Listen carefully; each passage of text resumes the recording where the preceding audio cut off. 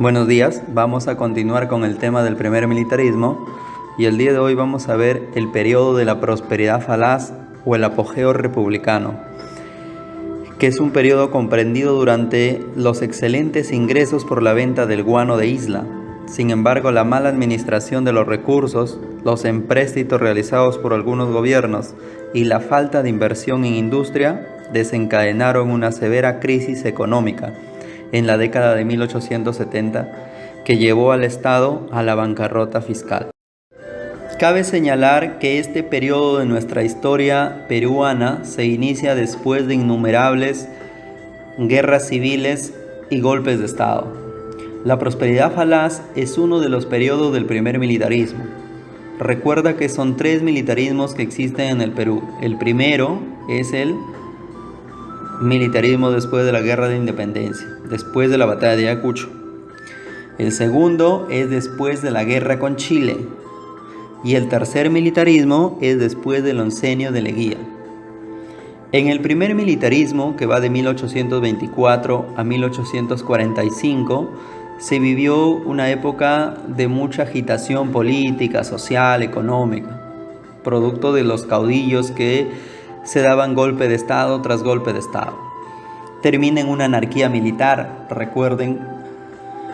Y luego viene el periodo de la prosperidad falaz, de 1845 a 1872. En esta época, con el boom del guano, con la venta del guano, que fue lo más importante, la era del guano se le conoce también, esta etapa de la época republicana de nuestro Perú, del siglo XIX, hay estabilidad económica. Por eso se le dice prosperidad, porque hay estabilidad económica, hay estabilidad política. Sin embargo, no termina como empezó. No hay manejos adecuados de los que dirigen el país. Por eso termina mal. El nombre falaz, falsa, una prosperidad falsa. Vamos a empezar determinando el concepto de prosperidad falaz. La prosperidad falaz es el periodo donde nuestro Estado peruano tiene una época de bonanza económica.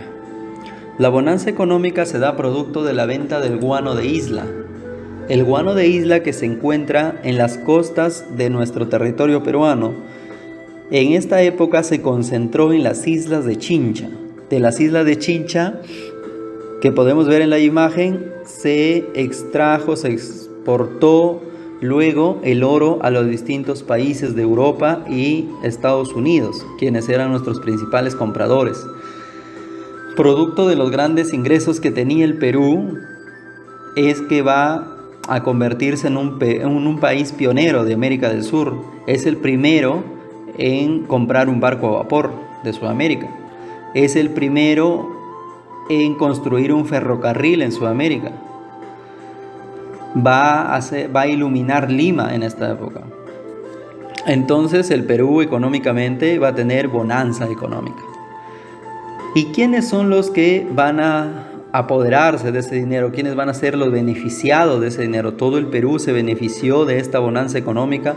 Todos los peruanos pudimos tener acceso a estos ingresos del guano.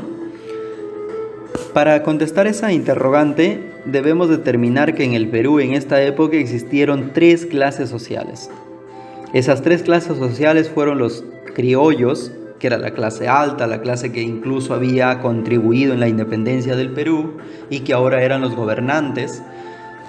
Estaban los indígenas, que era la mayor cantidad de población en el Perú, y los esclavos, los negros, que aún seguían siendo esclavos. A veces nos preguntan también hasta qué etapa de nuestra historia ha durado la esclavitud. Acuérdense las etapas de nuestra historia: pre-inca, inca, conquista, colonia o virreinato, emancipación y república. Estamos en la época republicana. Muchos dicen con la capitulación de Ayacucho se acabó la esclavitud, porque ahí ya somos libres e independientes. Sin embargo, la esclavitud todavía continúa durante la época de la república. Es uno de los presidentes de la prosperidad falaz quien va a abolir la esclavitud. Y vamos a ver quién es ese presidente. Entonces, ¿quiénes eran los que por lo general tuvieron acceso a las riquezas del guano? Solamente la clase alta. Por eso decimos que es una época de enriquecimiento criollo. Estos criollos, por otro lado, querían proteger esta riqueza del Perú. Y para protegerlo necesitaban que alguien los cuide, que alguien le dé seguridad. Para ello buscaron a los distintos militares y se van a dar también los gobiernos militares.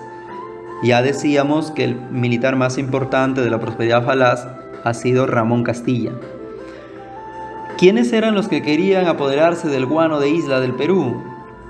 Estados Unidos era uno de los países que quería apoderarse del guano porque necesitaban para sus grandes industrias.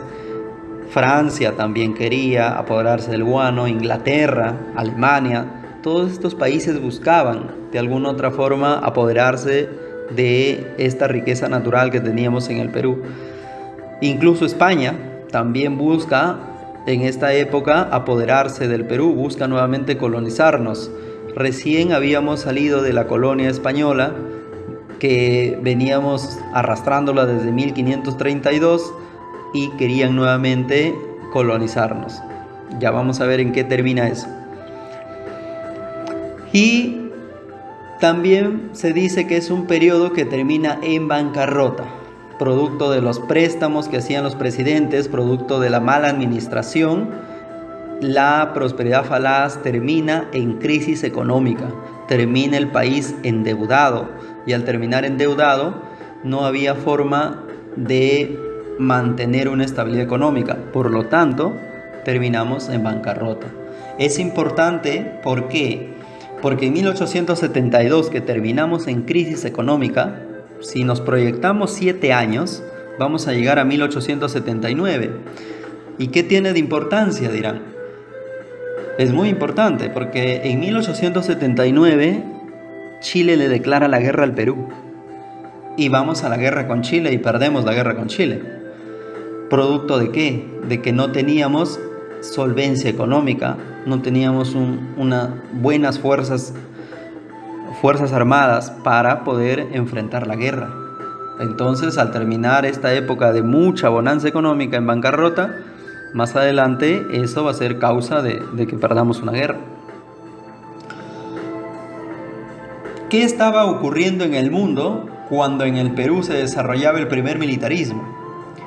Cuando en el Perú se desarrolla el primer militarismo, el periodo caudillista, en el mundo se estaba dando la primera revolución industrial. Y la primera revolución industrial nace en Inglaterra, en Gran Bretaña. Y cuando nos encontramos en la prosperidad falaz, va a darse la segunda revolución industrial y los imperialismos económicos, coloniales, perdón. ¿Qué es la segunda revolución industrial? Aquí se va a estar buscando materia prima. Los grandes países industriales como Gran Bretaña, Francia, Alemania, Italia, Estados Unidos, Japón, están buscando materia prima. Y dentro de esa materia prima quieren el guano de Isla del Perú para sus grandes industrias. Profe, pero si se dedican, estos países son industrializados, tienen industrias, ¿para qué el guano si el guano es para la agricultura? Y la respuesta se encuentra en que necesitaban el guano porque ellos en su industria necesitaban mucha mano de obra. Y a la mano de obra hay que darles de comer. Y con el guano se podía cultivar para alimentar a toda esta población que luego va a trabajar en la industria. También está Estados Unidos e Inglaterra, que se dedican a la industria textil. Y en la industria textil se necesita el algodón. Y el algodón es producto de la agricultura, entonces necesitan el guano de Isla. Por eso en la segunda revolución industrial el guano de Isla es muy importante. Además que en toda Europa y en Estados Unidos los científicos hicieron un análisis del guano. Y por ejemplo determinaron que un saco de abono de oveja se podía cosechar 2 sacos de trigo. Y con un saco de abono de guano de Isla, de cultivo, se cosechaba 25 sacos de trigo. La diferencia era muy grande. Por eso el guano de isla era muy importante. Por eso el guano de isla era muy requerido en estos países.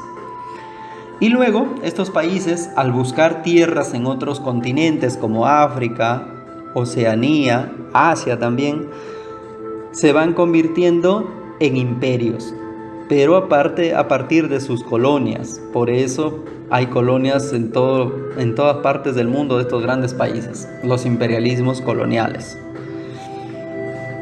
Aquí vamos a encontrar una pregunta que dice: Jorge Basadre llamó al primer militarismo la época de la República, militarismo después de la victoria. ¿Por qué? Primero recordemos que Jorge Basadre es quien va a nombrar a todos los periodos, a todas las etapas de la época republicana. ¿Quién le puso de nombre primer militarismo? Jorge Basadre. ¿Quién le llamó prosperidad falaz? Jorge Basadre. ¿Quién le llamó oncenio de Leguía? Jorge Basadre. República aristocrática, Jorge Basadre. Todos los nombres que vamos a encontrar de los distintos periodos de nuestra época republicana se le debe a Jorge Basadre. Muy bien. En la alternativa A dice: toma como referencia el acto público cuando San Martín proclamó la independencia. ¿El primer militarismo se da después de la proclamación de la independencia del Perú? No, ¿verdad? Porque la independencia del Perú fue en 1821 y el primer militarismo empieza en 1824 con el primer presidente militar del Perú, que fue José de la Mar. Muy bien. Ojo que él no es el primer presidente del Perú. ¿Quién es el primer presidente del Perú? José de la Riva Agüero. Luego dice: ¿tienen en cuenta la victoria de los patriotas en la batalla de Junín? Después de la batalla de Junín, ¿inicia el primer militarismo? No, porque luego se va a dar la batalla de Ayacucho todavía. ¿Fue un periodo de gobernantes militares después del triunfo peruano en el combate del 2 de mayo? No. ¿Cuándo son los militarismos? 1, después de la Guerra de la Independencia; 2, después de la guerra con Chile; y el tercero, después del oncenio de Leguía. ¿Hay algún militarismo que se dé después del combate del 2 de mayo? No. ¿Fue un periodo de gobernantes militares que tomó como referencia el triunfo patriota en la batalla de Ayacucho? Verdadero. La alternativa a esta pregunta sería la D. Jorge Basadre llamó al primer militarismo a aquellos que van a tomar el control después de la batalla de Ayacucho. Alternativa D.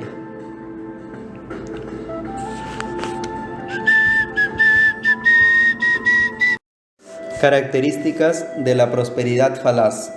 Tenemos características económicas, sociales y políticas. Dentro de las características económicas, sabemos que la prosperidad falaz se sustenta en la venta del guano de isla. ¿Y cuáles eran las formas de explotación y venta? Eran 3: el arrendamiento, las consignaciones y el monopolio. Dentro del arrendamiento se va a dar durante el segundo gobierno de Agustín Gamarra.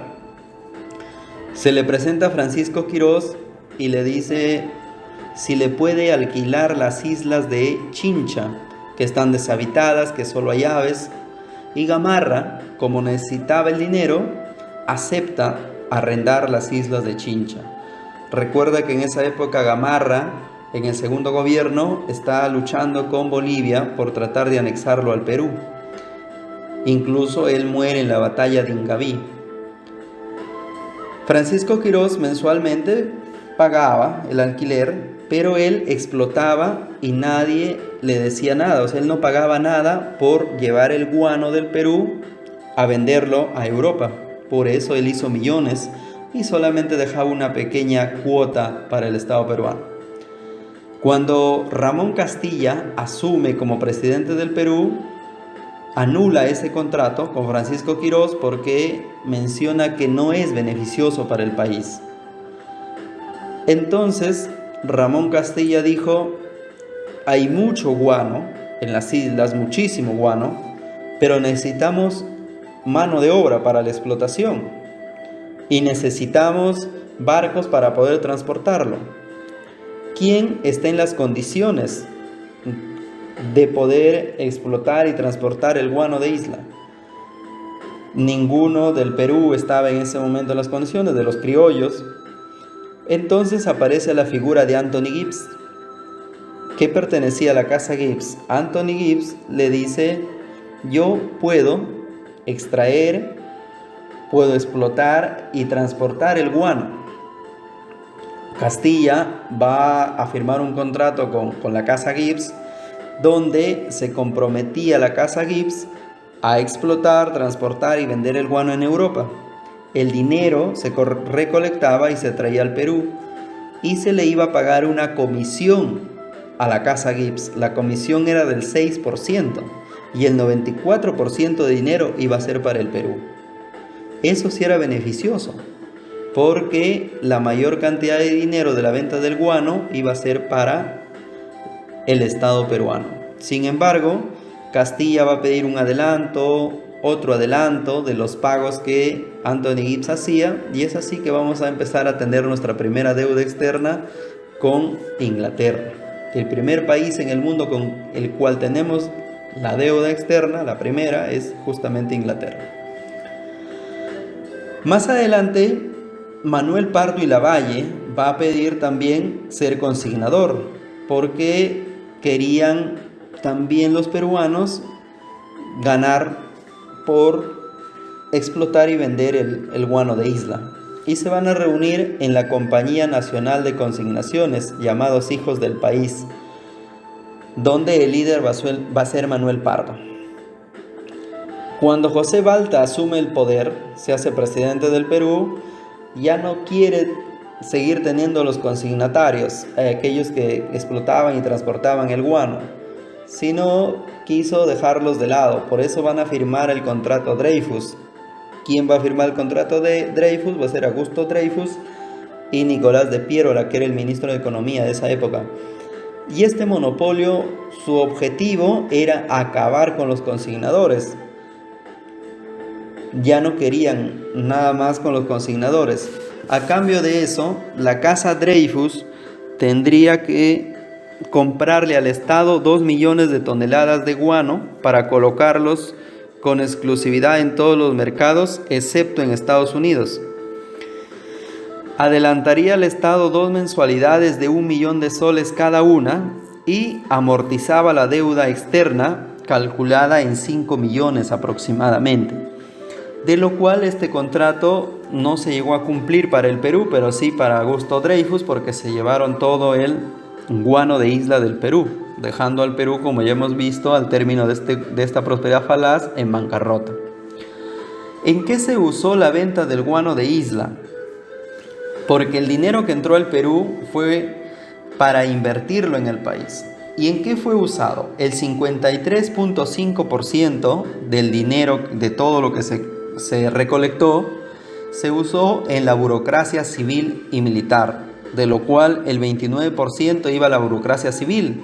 ¿Quién es la burocracia civil? Son todos los políticos que van a administrar el Estado peruano. Y la burocracia militar, pues son los militares. El 20% de las ganancias era para construir ferrocarriles. El 11.5% para pagar la deuda interna mediante la ley de consolidación, que ya vamos a ver de qué se trata, la ley de la consolidación. Y el 8% era usado para pagar nuestra deuda externa. El 7% era para pagar el tributo indígena, porque recuerda que los indígenas, que era la gran mayoría de la población peruana, ya no pagaba tributo porque ya eran libres. Entonces un 7% era para pagar sus tributos. Ahora vamos a hablar sobre las características sociales de la prosperidad falaz. El Perú en el siglo XIX tenía una población de 1.500.000 habitantes y el territorio era mucho más grande que el territorio actual. Hoy en día, con más de 35 millones de habitantes, no logramos cubrir todo el territorio nacional. Entonces, si no hay población, falta mano de obra. Y si falta mano de obra, se va a promulgar la ley de inmigración, que va a permitir que vengan de Europa y de Asia para poder trabajar en el Perú. De Asia vienen los chinos y de Europa los alemanes. Ambos vienen con objetivos diferentes. Mientras que los chinos vienen a trabajar de jornaleros, los europeos vienen para impulsar el comercio. También están las características políticas. Durante el siglo XIX estamos viviendo la época del imperialismo, donde otros países buscan nuevas tierras para extraer su materia prima, por lo tanto buscan colonizar nuevamente a países de Oceanía, África y de Sudamérica. Ya habíamos visto que hay muchos países que quieren el guano de isla, pero no solamente el guano, sino nuevos territorios. Por ejemplo, en Argentina se encuentran las Islas Malvinas. Esas Islas Malvinas que pertenecían a Argentina, en la actualidad le pertenecen a Inglaterra, porque en esta época es cuando son arrebatadas por Inglaterra. Sin embargo, el Perú reunía a todos los presidentes de Sudamérica en Lima y firmaban un acta donde se oponía a cualquier país invasor, y el Perú salía a hacerle frente a estos países que querían invadir algún país sudamericano, de Norteamérica e inclusive de Centroamérica. Por lo que el Perú va a asumir la defensa de Latinoamérica. Va a ser un país muy influyente políticamente dentro del siglo XIX. Por otro lado, tenemos el desarrollo cultural de la época. Se va a desarrollar la corriente literaria del romanticismo y vamos a tener, por ejemplo, a Ricardo Palma, que es un escritor romántico, costumbrista, tradicionalista, famoso por sus relatos cortos de ficción histórica reunidos en el libro Las tradiciones peruanas. Después de la guerra con Chile, por ejemplo, se va a encargar de reunir todos los libros que pudiera para reconstruir la biblioteca, y eso le va a traer el nombre o el seudónimo de el bibliotecario mendigo. También está Carlos Augusto Salaverry, que es un poeta y dramaturgo peruano considerado en el panorama de la literatura como el más destacado exponente del romanticismo, junto con Ricardo Palma. Tiene un famoso poema que se llama Acuérdate de mí, que es uno de los más famosos, que es un poema muy hermoso. Aquí tenemos una pregunta. ¿Con qué país empieza nuestra deuda externa? Ya habíamos conversado sobre ello y decíamos que nuestra deuda externa empieza con Gran Bretaña. Gran Bretaña, o también llamada Inglaterra. Alternativa A. Ahora vamos a ver qué presidentes gobernaron durante la etapa de la prosperidad falaz. Vamos a iniciar con Ramón Castilla, que va a gobernar de 1845 a 1851. Es el primer gobierno de Castilla. Tiene 2 gobiernos en esta prosperidad falaz. Y se va a dar inicio también la explotación del guano de isla, el boom. Su gobierno significó estabilidad institucional, ordenamiento de la economía nacional debido al sistema de presupuestos, seguridad interior, prestigio internacional y progreso intelectual. Por eso se le llama el reconstructor de la República. Veníamos de una etapa donde había golpes de Estado, guerras civiles entre militares, y es con Ramón Castilla que se va a vivir una etapa de estabilidad. Se le considera también el soldado de la ley y el redentor del indio. A Castilla jamás le acobardaron los obstáculos y siempre tuvo la ilusión de construir un Perú libre, fuerte y grande. Las características más importantes de su gobierno fueron el ordenamiento de la economía, el prestigio internacional y la seguridad interior. Dentro del aspecto económico, en el gobierno de Castilla se va a elaborar el primer presupuesto de la República. Sabemos que el presupuesto de la República es anual. se firma siempre en diciembre, se acuerda cuánto se va a gastar el próximo año.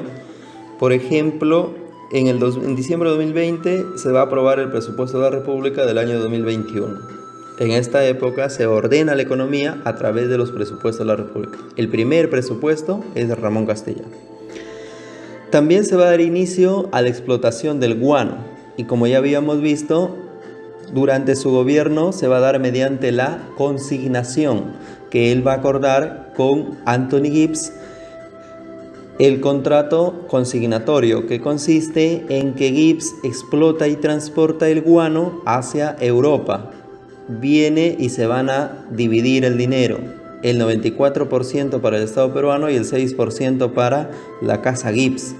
Sin embargo, aquí Castilla pide adelantos. ¿Por qué? Porque el dinero no le alcanzaba. Entonces le dice a Gibbs: de la venta que vas a llevar, adelántame. Y pues Gibbs le adelantaba, nuevamente se gastaba ese dinero y pedía otro adelanto. Y así empezamos a acumular más deudas de la que ya teníamos. Recuerden que la deuda con el primer país europeo, o con el primer país que tenemos deuda externa, es con Inglaterra, con Gran Bretaña. También se va a dar en esta época la ley de la consolidación para pagar la deuda interna. ¿Cómo es así que tenemos deuda interna? ¿En qué consiste la ley de la consolidación? Durante la Guerra de la Independencia van a haber criollos que van a apoyar a Bolívar y a San Martín y le van a dar dinero. Entonces, la ley de la consolidación es que se pague a todos aquellos que aportaron económicamente durante la Guerra de la Independencia. ¿Y cómo podíamos saber quiénes eran? Estos señores habían hecho que San Martín y Bolívar firmen un documento donde reconocían que se les estaba entregando dinero. Entonces Castilla dijo: hay que pagarles a esas personas. Venían con su documento firmado y se les daba el dinero que ellos habían prestado. La ley de la consolidación.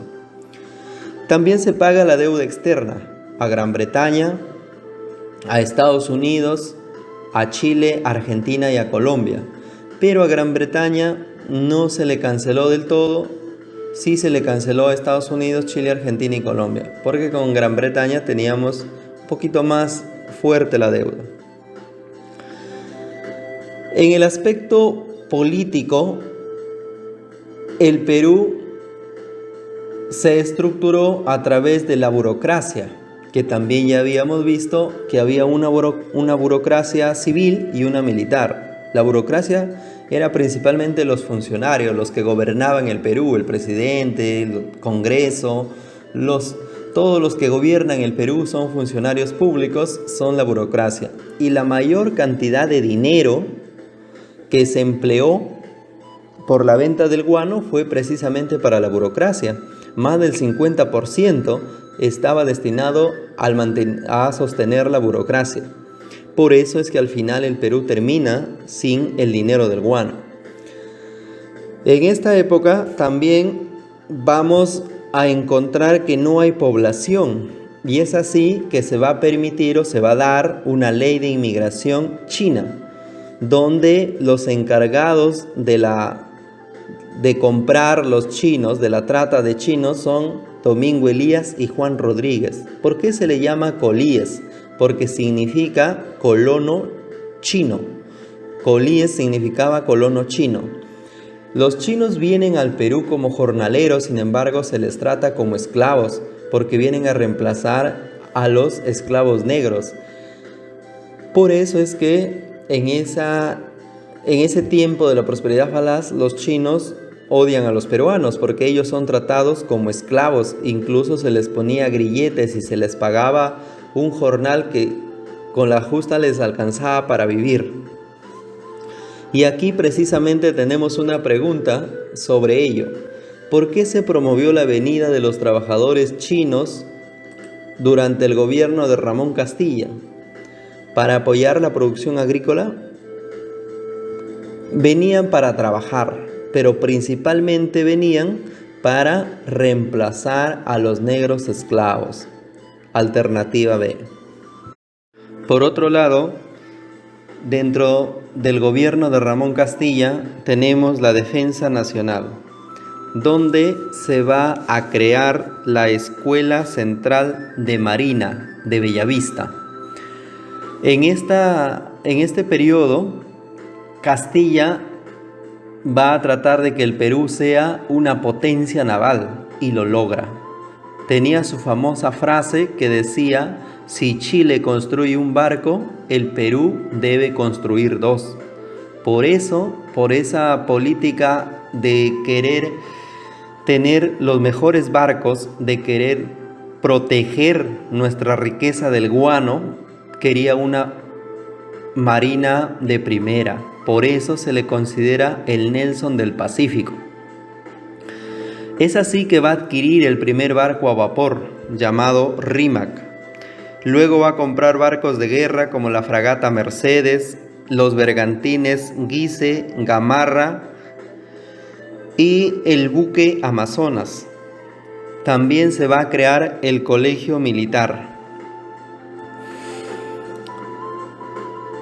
Se va a llevar a cabo el primer Congreso Americanista en Lima, convocado por el ministro de Relaciones Exteriores del Perú, José Gregorio Paz Soldán.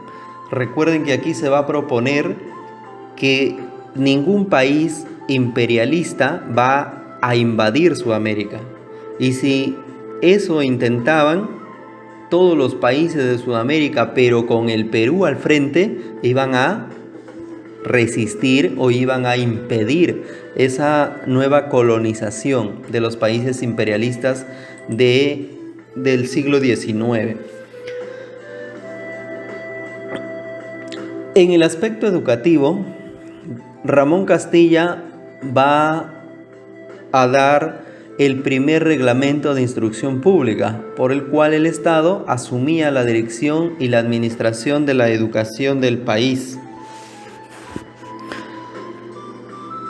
Dentro de sus obras más importantes tenemos que se construye el primer ferrocarril del Perú, de Lima al Callao, porque recuerden que de las islas se necesitaba transportar, entonces todo lo que llegaba del extranjero al puerto del Callao, y se construye ese ferrocarril del Callao para poder llevar todo a Lima y de ahí repartir, ¿no? Mariano Nardo Rivero conquistó Chanchamayo. En 1897 se introdujo el primer telar mecánico al Perú. En esta época recuerden que se daba la segunda revolución industrial. El primer telar mecánico es de la primera revolución industrial, que ya se había dado en la época del caudillaje. Se construyó el primer mercado central de Lima, se dio la ley de propiedad intelectual en 1849, se crea el primer código civil y la primera fábrica de fósforos, llamada La Peruana. También en el gobierno de Ramón Castilla se va a iniciar el tercer debate doctrinario entre los liberales y los conservadores. Recordemos que hay un cierto grupo aristócrata, un cierto grupo de criollos que han recibido dinero por la consolidación, y al tener dinero empiezan a remembrar, a añorar la época de la colonia. ¿Quiénes son? Los conservadores. Aquí había un sacerdote limeño, Bartolomé Herrera, quien decía que solamente deben gobernar los inteligentes, los sabios. Por eso se da la soberanía de la inteligencia. Él va a partir de la idea de que Dios es el que planifica la historia. Tiene las ideas de San Agustín. San Agustín hablaba de providencialismo, que es que Dios planifica la historia del hombre. Entonces, si Dios planifica la historia del hombre, Dios ha planificado la historia del Perú. Dios ha planificado que se dé la invasión española. Por lo tanto, si es un designio de Dios, no debemos ir en contra de eso. Y es así que quería que se instaure nuevamente la colonia española. Por otro lado están los liberales. Los liberales que con su representante Benito Lazo mencionan que el hombre es libre. Tenía ideas de la modernidad. de John Locke, que hablaba que el hombre es libre, que nace libre. Entonces, si el hombre nace libre y que todos somos considerados ya seres humanos en el Perú, por lo tanto, esa libertad hacía de que podía el pueblo gobernar. Y su tesis es la soberanía popular. El pueblo es quien debe gobernar. Ahora tenemos el gobierno de José Rufino Echenique, que va de 1851 a 1854. Cuando el gobierno de Ramón Castilla termina, había sido un gobierno que trajo estabilidad, orden al país, un buen gobierno. Sin embargo, no existe la reelección, por lo tanto, tiene que gobernar un nuevo presidente. Es así que Castilla va a proponer a uno de sus colaboradores, a José Rufino Echenique, para que sea el nuevo presidente del Perú. El gobierno de Echenique es de tendencia conservadora y Bartolomé Herrera va a ser uno de los principales colaboradores de este gobierno. Rufino Echenique va a tratar de imitar todo lo que hizo Ramón Castilla. Si Castilla construye un ferrocarril, Echenique dice, yo también construyo un ferrocarril, y va a construir el segundo ferrocarril del Perú, que va de Tacna a Arica. Si Ramón Castilla ha comprado barcos de guerra, yo también voy a adquirir barcos navales, y compra la fragata Apurímac y las goletas Loa y Tumbes. También dice que Ramón Castilla pagó la deuda interna a través de la ley de la consolidación. Él también iba a pagar la deuda interna. Sin embargo, aquí se va a producir el escándalo de la consolidación. ¿Por qué? La deuda interna en este periodo llega a 5 millones de pesos. ¿Y quiénes cobraban? Los aristócratas que habían prestado dinero para la guerra de la independencia y tenían un documento firmado por San Martín y Bolívar. Todo aquel que se presentaba con un documento firmado por San Martín y Bolívar cobraba su dinero. Es así que en el gobierno de Echenique se va a pagar la suma de 23 millones de pesos. Si solamente era de 5 millones, ella llevaba casi 5 veces más de lo que era la deuda total, por lo que el Congreso lo acusa de corrupción. No había verificado las firmas si eran verdaderas o falsas. Es así que este escándalo de la consolidación va a desprestigiar el gobierno de José Rufino Echenique. También dice que si Castilla había traído chinos al Perú, él va a traer europeos. Se creía todavía en esta época que existen 4 razas en el mundo. La raza blanca, que es la europea, la raza cobriza, que es la indígena, la americana, la raza negra, que son los africanos, y la raza mongoloide, que son los asiáticos. Y de esas 4 razas, se pensaba que la raza blanca es la superior. Por eso Echenique, con ese prejuicio racial, dice hay que traer a la raza superior, y trae alemanes. Hoy en día sabemos que solo existe una raza humana, independientemente del color que tengas. ¿Y dónde va a colocar a los alemanes Rufino Echenique? Los va a colocar en la selva del Perú. ¿Y por qué en la selva del Perú? Porque en esa época necesitábamos comercializar con Europa, y para hacerlo, si salíamos del Callao y teníamos que ir por el Océano Pacífico, dar la vuelta por Chile hasta llegar al Atlántico y así llegar a Europa. Era una ruta muy larga, por lo tanto era muy costosa.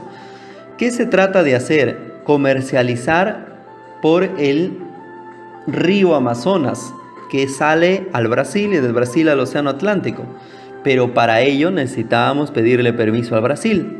Y Brasil, que era una monarquía en esa época, le dice al Perú, está bien, puedes navegar por el río Amazonas, puedes comercializar por el río Amazonas, pero debes entregarme un territorio, un pedazo de territorio. Si observamos el mapa del Perú, en esa época tenía pues toda esa parte de verde fue entregada al Brasil a través del Tratado Herrera da Ponte Ribeiro. Con esto, el Congreso también acusa de corrupción a Echenique y las Fuerzas Armadas no están de acuerdo con la entrega del territorio, porque ni siquiera se perdió luchando en una guerra, se entregó de una manera muy sencilla para lograr la navegación por el río Amazonas. También se tuvo el conflicto con Bolivia, motivado por la emisión de la moneda feble que inundó nuestro mercado, provocando trastornos en la economía del Perú. Echenique también va a tener conflicto con Inglaterra, con la Gran Bretaña. Los ingleses se apoderaron de las islas Lobos, aduciendo que se hallaban en alta mar y no pertenecían al Perú. Pero al final se consiguió que Inglaterra, Francia y Estados Unidos reconozcan nuestra soberanía y dejen libre nuestras islas Lobos de afuera. En el conflicto con Ecuador se genera debido al incidente promovido por el general Flores, que es un ecuatoriano que arma una expedición en contra de su país, pero desde nuestro territorio. Es así que Echenique se vio en la necesidad de expulsar a este militar del Perú. Pero como su gobierno ya está desprestigiado, ya producto del escándalo de la conciliación, de haber entregado nuestro territorio al Brasil, desde Arequipa se va a dar la rebelión de 1854, liderada por Ramón Castilla, quien va a designar que Echenique sea el presidente. Él también decide que Echenique salga del gobierno y es así que le va a dar golpe de estado. Una pregunta sobre este gobierno sería: el presidente José Rufino Echenique se desprestigió y debilitó por el escándalo de la consolidación. Muy bien. Durante la Revolución Liberal de 1854, donde el líder era Ramón Castilla, junto a él Domingo Elías también apoya la revolución, se subleva en Ica, sin embargo es derrotado por el ejército de Rufino Echenique. Ramón Castilla en Arequipa es reconocido como presidente de los territorios del sur del Perú, y es así que empieza su camino hacia Lima. En Ayacucho va a derrotar a Rufino Echenique y va a suspender el trabajo indígena, y todos los indígenas apoyan a Ramón Castilla. Luego en Huancayo va a abolir la esclavitud y todos los esclavos hasta ese momento apoyan a Ramón Castilla. Se dan las batallas de Izcuchaca, donde Castilla derrota a Echenique y Echenique va a retornar a Lima para armar su ejército, pensando que Castilla tal vez ya no vendría a Lima. Sin embargo, Castilla arma su ejército y va rumbo a Lima. En Lima, el 5 de enero de 1855, se va a dar la batalla de La Palma. En esta batalla de La Palma, Castilla derrota a Rufino Echenique, quien es exiliado del Perú, y llama al Congreso Constituyente, quien va a nombrar como gobierno provisorio a Castilla.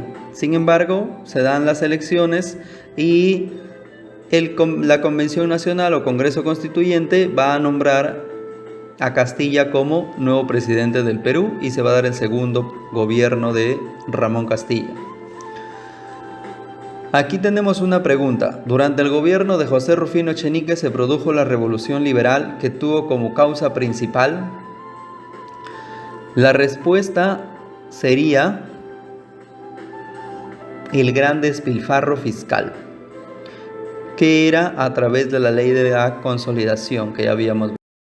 El segundo gobierno de Ramón Castilla se va a dar después de la revolución de 1854, que él la inicia en Arequipa.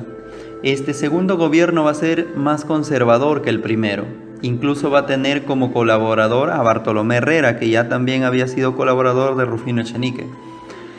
En esta época se vivía todavía el boom del guano y se tenía el contrato con la Casa Gibbs para que explote y transporte y venda el guano en Europa. Los peruanos criollos, que ya tenían dinero producto de la ley de consolidación, le van a pedir a Castilla que sean ellos los consignatarios. Entonces van a firmar el contrato con la Compañía Nacional del Guano, que el líder era Manuel Pardo y Lavalle. dejando de lado ya a la Casa Gibbs. Van a entrar los consignatarios peruanos. Y estos consignatarios peruanos van a comprar con el dinero que ganan, van a comprar tierras en todo el norte del Perú y más tarde se van a convertir en los varones del azúcar, porque en estas tierras cultivan azúcar, cultivan algodón, entonces van a convertirse en una nueva república que ya vamos a ver más adelante. Otra de las obras que se va a dar en el segundo gobierno de Castilla es el servicio de agua potable en Lima, el alumbrado público, el servicio de telégrafo en Lima y Callao, la penitenciaría central de Lima, el primer censo nacional se da en el segundo gobierno de Castilla, se crea el departamento de Cajamarca, Piura y Loreto, y también se va a elaborar el Código Penal y de enjuiciamientos penales. Otra de las obras importantes de Ramón Castilla en su segundo gobierno es la creación de las constituciones de 1856, que era de carácter liberal, pero producto de que estaba siendo apoyado por los conservadores, se va a cambiar por la Constitución de 1860, siendo esta constitución la más larga que ha regido en el país. Duró 60 años de vigencia.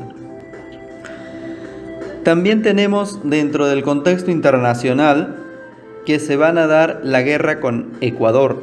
Castilla le declara la guerra a Ecuador porque el presidente ecuatoriano Francisco Robles había estado cediendo como pago a sus acreedores ingleses territorios dentro de nuestras fronteras peruanas. El Congreso autoriza a Castilla a declararle la guerra al Ecuador. La Armada peruana bloqueó las costas ecuatorianas mientras Castilla desembarcó en Guayaquil. Sin embargo, todo va a concluir con la firma del Tratado de Mapasingue el 25 de enero de 1860. No se estableció una frontera clara con Ecuador. Solo se dejó sin efecto la entrega de los territorios mencionados a los ingleses. Y también se va a dar la política exterior americanista bajo el principio del rechazo a toda invasión extranjera en países americanos. Aquí va a ayudar a Nicaragua y Costa Rica contra el filibustero William Walker. Va a dar apoyo político al gobierno de Benito Lazo en México contra la invasión francesa de Napoleón III y la imposición de Maximiliano de Austria. También va a protestar contra la invasión de Santo Domingo por España, donde mandó a José Gálvez a reprimir esa invasión. También se va a oponer a los planes del presidente ecuatoriano García Moreno de formar el Reino Unido de los Andes. Y se dio también un pacto de amistad con Chile y Ecuador, y la alianza con México, Colombia, Venezuela, Costa Rica y Guatemala. Vamos a tener una pregunta. Se va a confeccionar el primer mapa del Perú también en el segundo gobierno de Ramón Castilla. Vamos a tener aquí una pregunta que dice: de Castilla podemos decir excepto. Inicialmente apoyó a los realistas. Eso en Castilla es verdadero. Inicialmente apoya a los realistas, luego va a apoyar a los patriotas. Esto es en la Guerra de la Independencia. Fue presidente del Perú por 2 veces, también es verdad.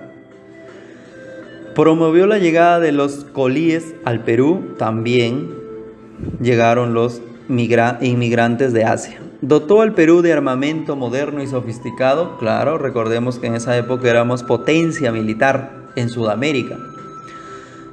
Derrocó a Vivanco en la batalla de La Palma, eso es falso. A Vivanco no lo derrota en la batalla de La Palma, sino a José Rufino Echenique.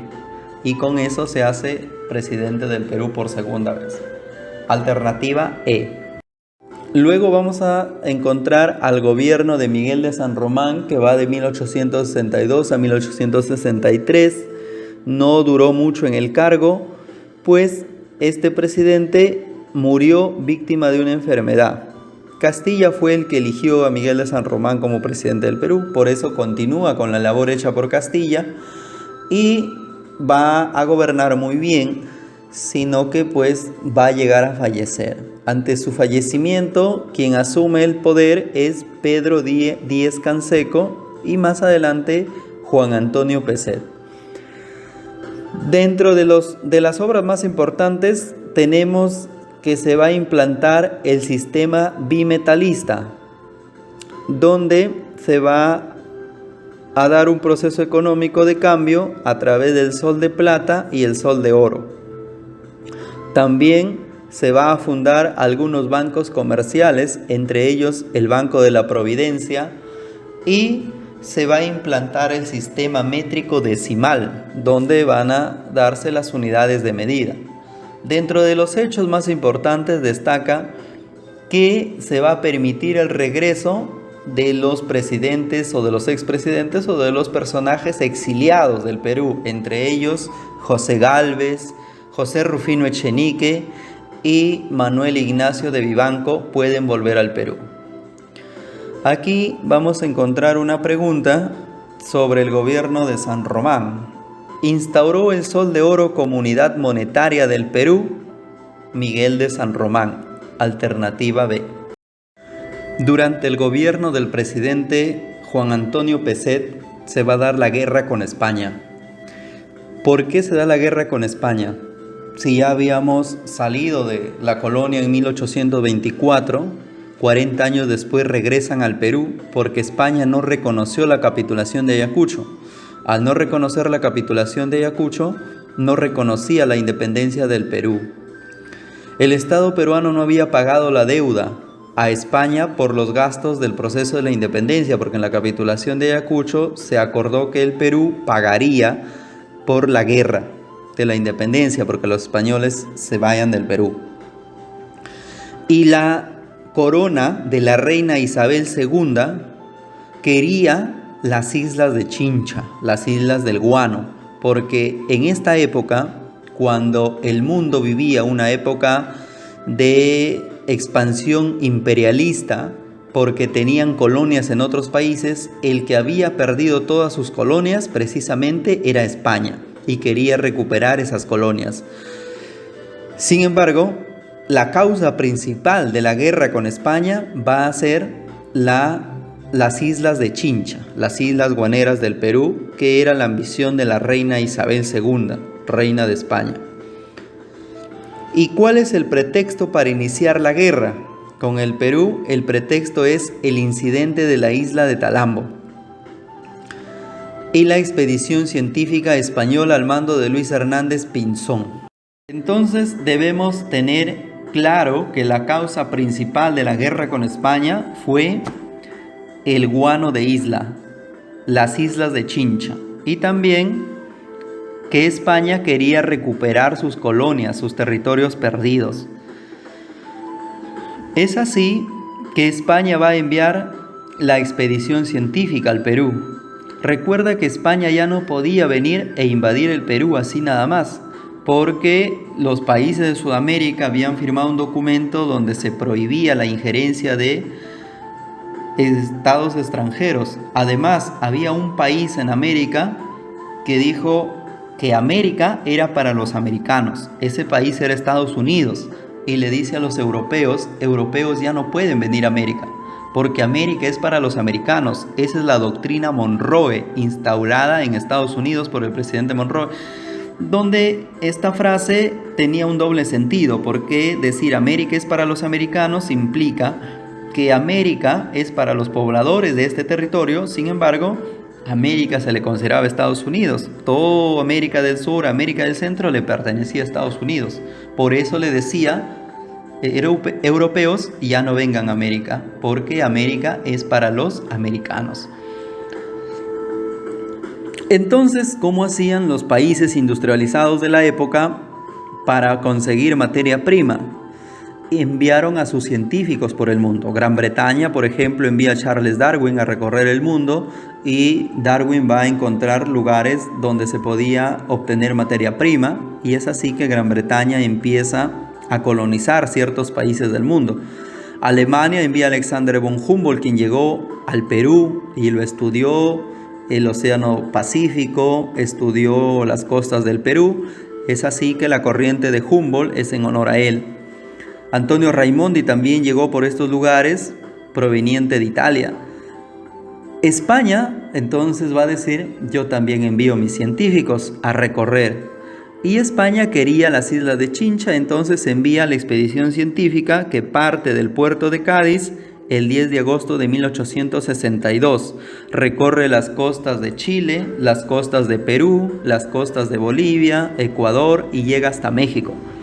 De México decide regresar a España y cuando están pasando por el Callao, en 1863, para regresar a España, se va a dar el incidente de Talambo, que es una hacienda que se encuentra en Piura, en la costa norte del Perú, en la cual va a morir un español el 4 de agosto de 1863, en la hacienda donde era dueño Manuel Salcedo.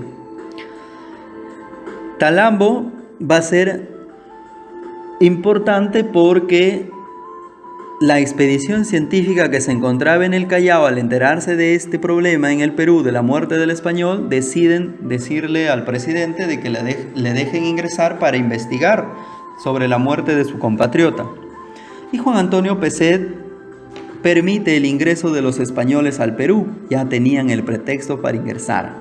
Es así que envían al juez Eusebio Salazar Mazarredo venir al Perú con el título de comisario real. Cuando va a ingresar al Perú, Juan Antonio Peset le dice: vienes como comisario real, entonces no puedes ingresar. ¿Por qué no puedo ingresar? Porque un comisario real solamente puede ingresar donde hay una colonia de la corona española. Y tú no puedes porque el Perú es un país libre, es una república, no somos colonia de España, por lo tanto no puedes ingresar. Entonces, Salazar Mazarredo y el almirante Pinzón ocupan las islas de Chincha el 14 de abril de 1864. Y Pinzón va a dejar en el cargo a José Manuel Pareja, el nuevo almirante. Al tomar las islas de Chincha, Peset va a preocuparse porque ya no podemos explotar el guano de isla, ya no podemos vender más guano de isla. Las islas le pertenecían a España, estaban tomadas por España. Entonces, Juan Antonio Peset dice: hay que firmar un convenio, hay que firmar un tratado, un acuerdo con España. Y es así que se firma el Tratado Vivanco-Pareja el 27 de enero de 1865. Y en este Tratado Vivanco-Pareja, Manuel Pareja por España y Manuel Ignacio de Vivanco por el Perú, se va a llegar a que el Perú debería pagar 3 millones de pesos a España. Además, tenía que correr con todos los gastos de los 11 barcos que se encontraban en las islas de Chincha, recibir al comisario real, pagar la deuda de la independencia que no se había pagado, y que los españoles devolverían las islas de Chincha. Esto trajo como consecuencia la rebelión de Mariano Ignacio Prado en Arequipa, la rebelión por el honor nacional, porque decían que Juan Antonio Peset prácticamente se había arrodillado ante la corona española y nos podían colonizar nuevamente porque iba a permitir el ingreso, se iba a entregar prácticamente todo a España. Por lo tanto, se da esa rebelión en Arequipa de Mariano Ignacio Prado en 1781. Hay una pregunta que dice: el Tratado Vivanco-Pareja firmado el 27 de enero de 1865 dio por concluida el conflicto bélico entre España y Perú. Alternativa A. Al estallar la revolución en Arequipa al mando de Mariano Ignacio Prado, Juan Antonio Peset huye, dejando el cargo. Es así que se va a formar un gobierno de marcada tendencia liberal, conformándose un gabinete presidido por José Gálvez Egusquiza y bautizado con el nombre de Gabinete de la Victoria o Gabinete de los Talentos. La primera obra de Mariano Ignacio Prado es declararle la guerra a España, pero no podíamos declararle la guerra porque España era más poderosa en esa época en armas.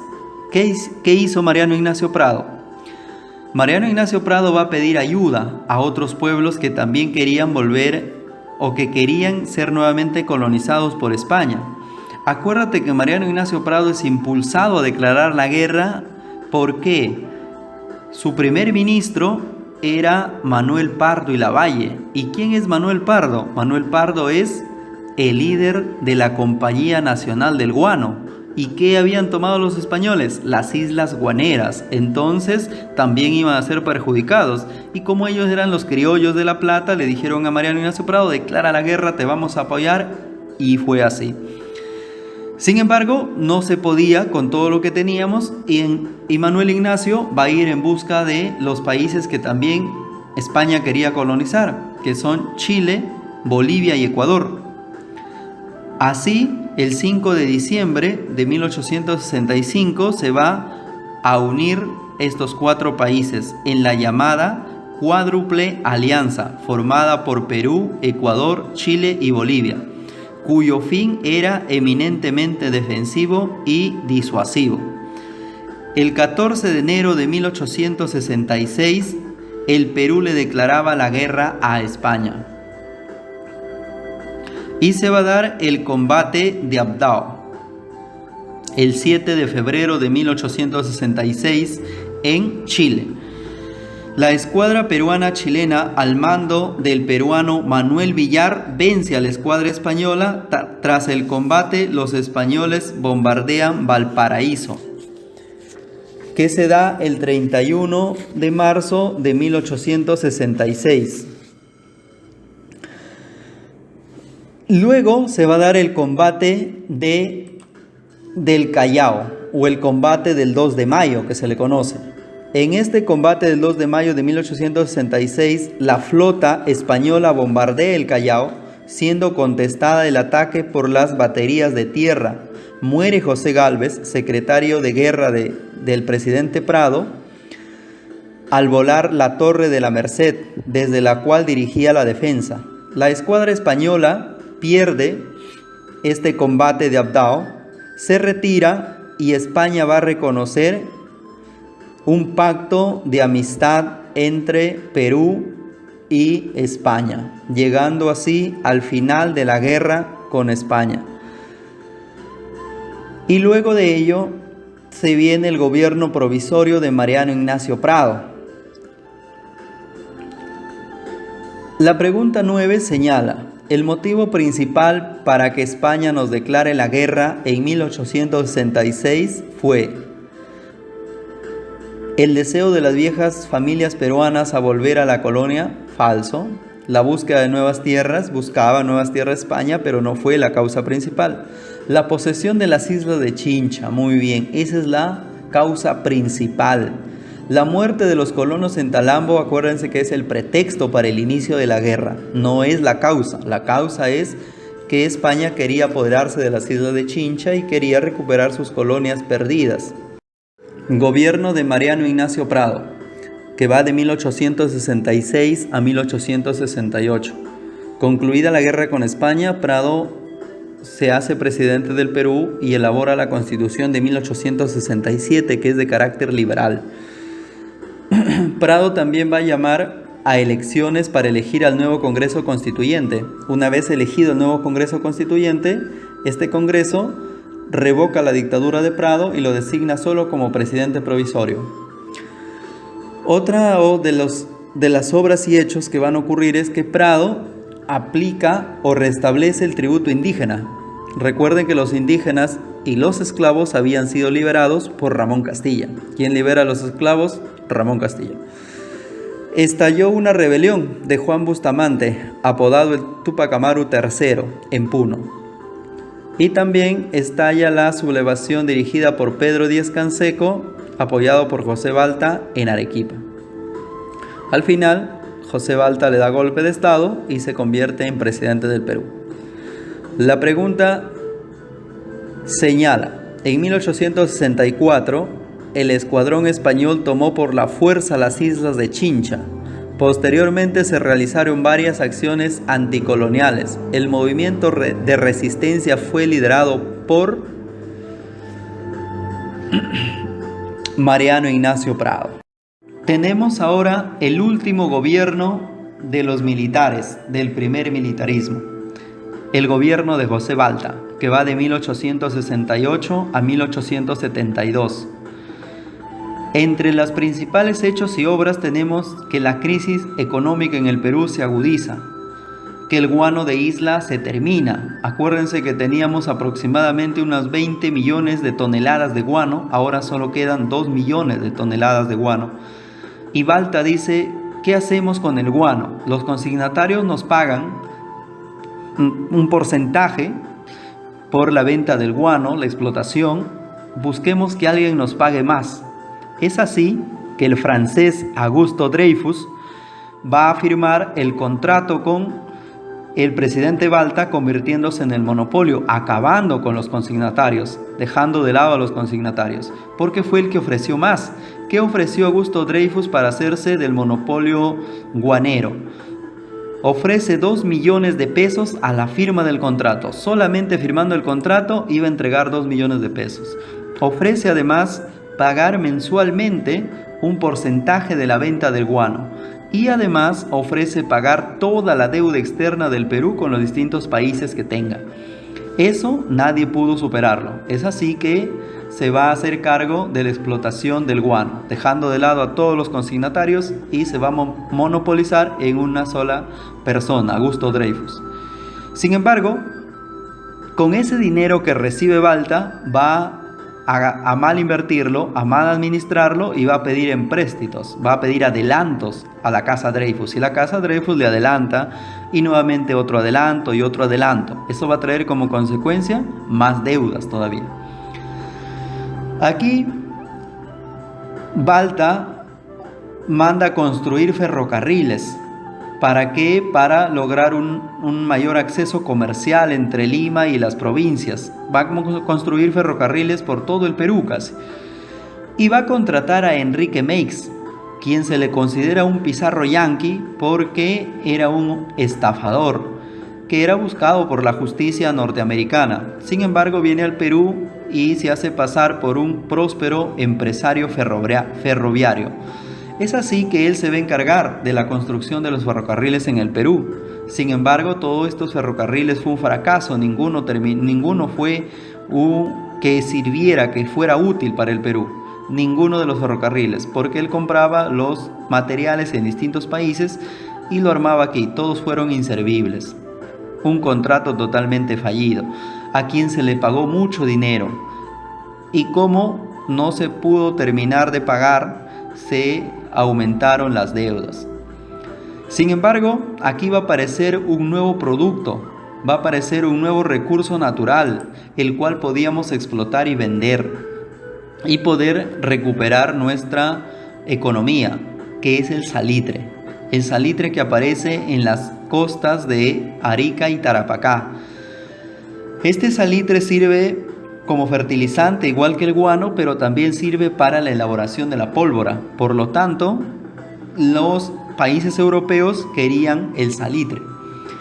Sin embargo, Balta tampoco dejó que los peruanos se encargaran de la explotación y venta del salitre, sino que lo puso también para que sean explotadas y vendidas por empresas extranjeras. Principalmente fueron las empresas chilenas e inglesas las que se apoderaron de la explotación y venta del salitre. En esta época también se va a exhibir el famoso reloj de Pedro Ruiz Gallo y se va a construir el Hospital 2 de Mayo. Frente a este panorama, los consignatarios o los ex consignatarios van a preguntarse qué hacemos ahora para recuperar nuestros ingresos. Si antes los militares nos entregaban las islas, nos entregaban los productos para poder explotarlos, ahora lo entregan empresas extranjeras. ¿Cómo hacemos para recuperar? Vamos a gobernar el Perú, respondieron. Y es así que se funda el Partido Civil, siendo su fundador Manuel Pardo y Lavalle. y van a postular para las elecciones de 1872, resultando ganador Manuel Pardo y Lavalle, precisamente. Frente a esto, va a haber un grupo de opositores. Los hermanos Gutiérrez están en desacuerdo que los civilistas gobiernen el Perú. Ellos piensan que debe seguir gobernado por militares. Es así que se oponen al triunfo de Manuel Pardo y Lavalle, capturan a José Balta, a quien van a asesinar en lo que hoy en día es el Museo de la Inquisición. El golpe de estado de los hermanos Gutiérrez fracasa porque estos no contaban con el apoyo de la Marina ni tampoco tenían el apoyo del pueblo.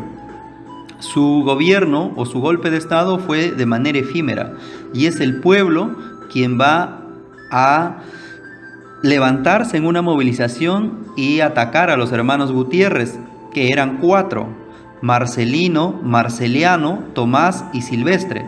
De los 4, 3 fueron capturados por el pueblo y asesinados. Sus cadáveres fueron colgados en las torres de la Catedral de Lima.